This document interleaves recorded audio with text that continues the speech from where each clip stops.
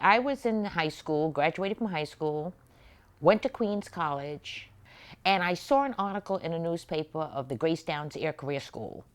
And I said, this sounds interesting. I can travel and get around and be a flight hostess. So I enrolled in the Grace Downs Air Career School, and it was like a 3 or 4 month training program. Very intense training program. I enrolled in that and got 95s and got good grades.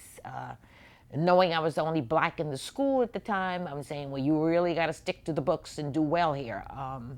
And when I graduated, I began to have interviews. I was interviewed by TWA, Mohawk, and Capital, and I never got a response. And I'm wondering, well, what's going on? You know, I got these 95s. I was fairly an attractive young woman. What was going on? And every time I would ask, no one would say anything. And finally, one day, I'd stopped by the school and I was coming out, and one of the chief hostesses from Capital, she saw me and she said, Pat, she said, I can't stand to see you go through this anymore. She said, the airline does not hire Negroes. We were called Negroes back in the 50s. She said, they don't hire Negroes. And personally, I could not believe that this was going on in New York. It really never came to me that New York was just as racist as the South. I grew up when the South was having such terrible problems, so I had a thing inside of me that this just can't be, not in New York. It was emotionally upsetting. But then I vowed, okay, you're not gonna do this to us. I'm not gonna let you do this. And I decided I was gonna go with it all the way. I didn't care how long it took, and whether it was me that got hired or somebody else, somebody was gonna get hired. So the minute that she told me, I went home and I had a family friend, Fred Weaver, who was Commissioner of Housing, and we used to call him Pop. And I called Pop up, I said, would you believe they don't hire Negroes in the airline industry? He said, we'll take care of that. So he referred me to Adam Clayton Powell.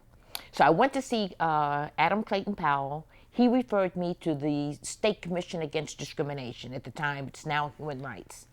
And obviously, there had been another black woman who had filed a complaint. But it just doesn't seem as if anybody really carried it through. And I had a lawyer, Solomon Heifetz, and a Jewish attorney, and a black female attorney, Mary Brown. They took the case. It took several years, of course, because to claim discrimination takes a lot of research. They researched many, many airlines, including Mohawk, TWA, Capital, United, and a few others, and found that there had been no hiring of blacks in flight to that date. They were just ground crews. So they researched it. It took a couple of years to research it. And during that time, of course, I was called many times to ask me questions.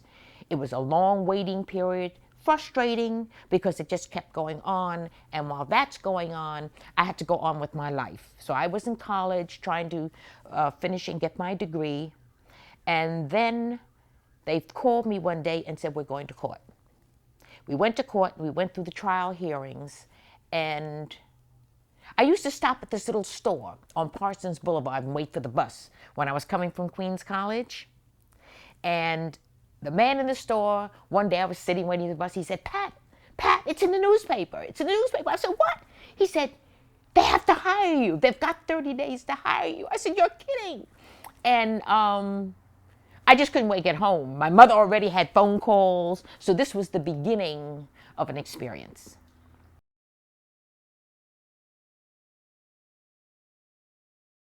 I was very, very excited and very happy about it, but I also knew that it was going to be a challenge. And I had to sit back for a moment, and I had to say to myself, now there's one thing that you have to do.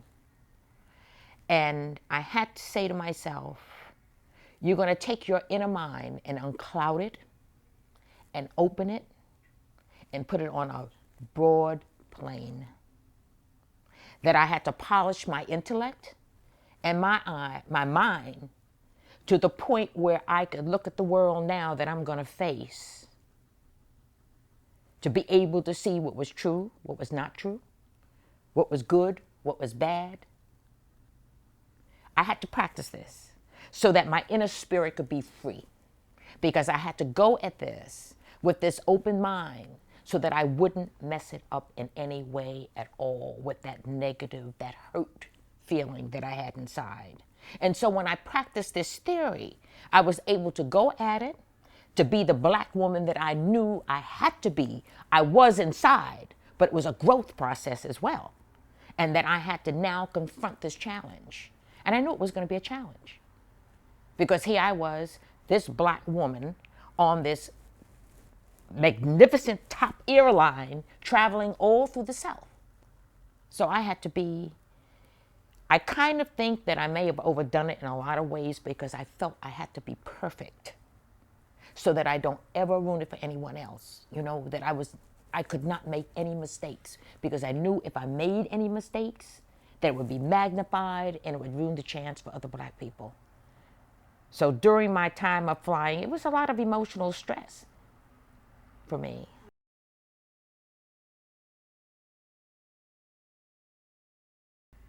When we have a dream, and I try to tell all little kids, when you have a dream and you want to do something, no matter what the barriers are, you can do it. You can do it. There's always a way around them. Always. And you've got to have faith in what you believe in and that you can do it. And I live on that theory. And I just believe that, you know, I try to tell these young people, you got to study hard. You got to work hard. Because you have to excel, even today, in the year 2010. As a black person, you have to excel. So you have to study hard. You know, and I just wish there was more work I could do with young people to get them to understand this is what you have to do. This is where you have to go.